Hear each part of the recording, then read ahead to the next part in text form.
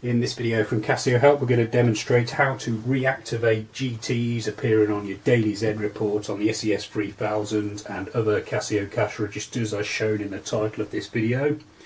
To do this, you turn the key round to the PGM position, arrow down to the bottom setting, which should be system setting, press cash amount 10 to go into it, and then free subtotal, followed by 1622 subtotal, followed by 0 cash subtotal, and the next time you run your daily Z report, the GTs will be back on there.